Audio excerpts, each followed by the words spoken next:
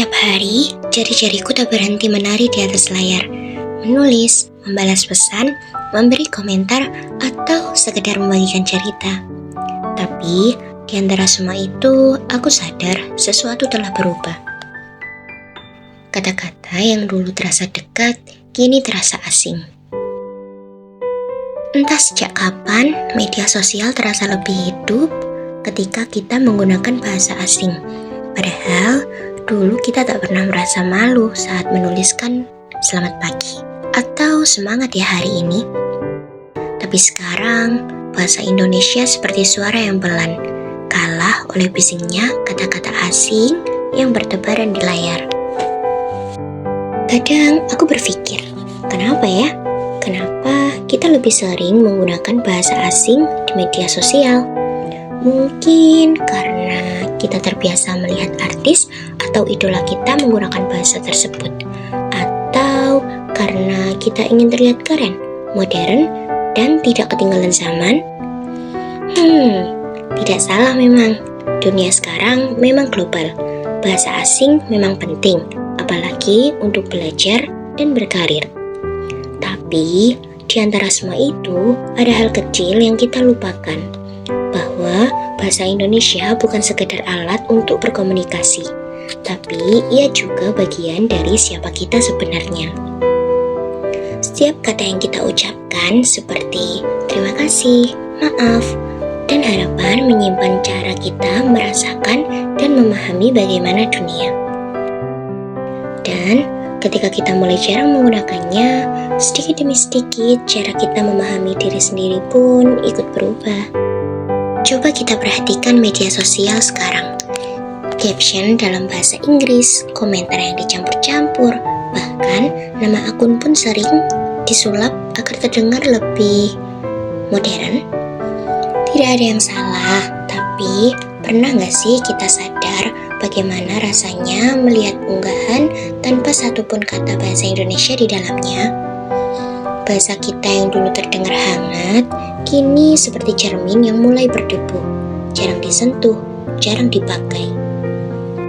Padahal, lewat bahasa itulah dulu kita menyatukan diri, dari Sabang hingga Merauke, dari ratusan suku dan logat. Kita bisa saling memahami karena satu hal, yaitu adanya bahasa.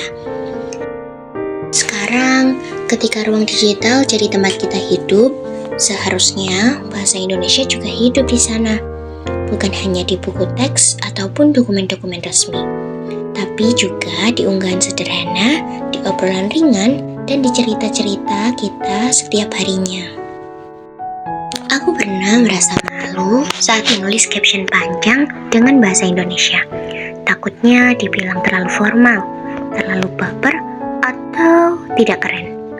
Tapi, waktu aku coba lagi menulis dalam bahasa sendiri, aku justru merasa lebih jujur, seperti bisa menulis dengan hati dan bukan sekedar mengikuti tren.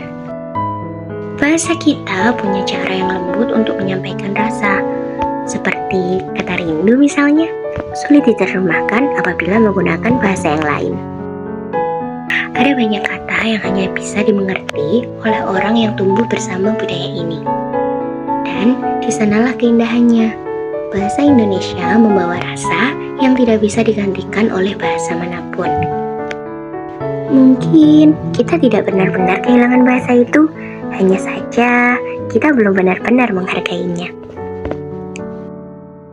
Bahasa Indonesia adalah rumah tempat kita kembali setelah lelah berbicara dalam bahasa-bahasa lainnya.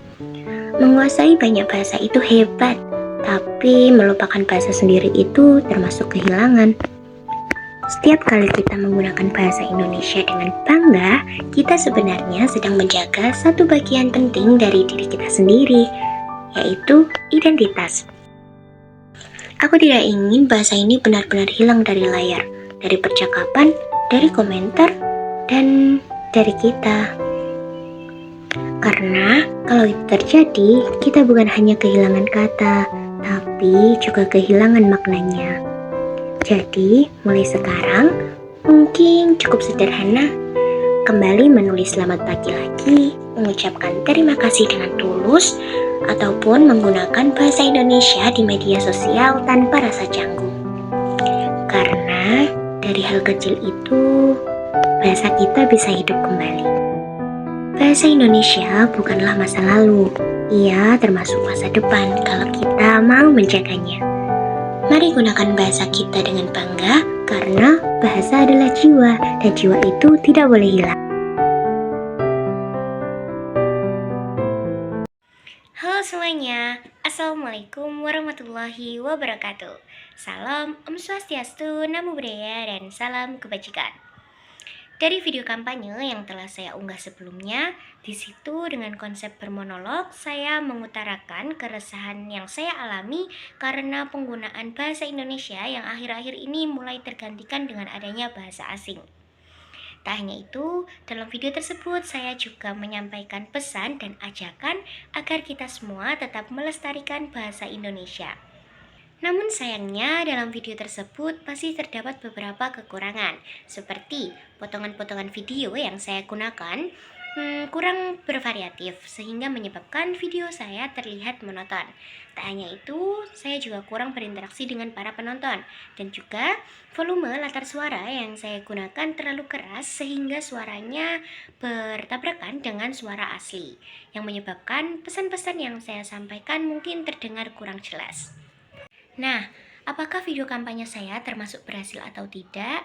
Jawabannya adalah apabila ditinjau dari jumlah penonton, kemudian jumlah yang menyukai video tersebut, dan juga komentar, dapat dikatakan bahwasanya video kampanye saya berhasil karena mendapatkan respon timbal balik yang positif dari para pemirsa yang telah menyaksikan video kampanye yang telah saya unggah. Sekian dari saya, kurang lebihnya saya mohon maaf. Terima kasih. Wassalamualaikum warahmatullahi wabarakatuh.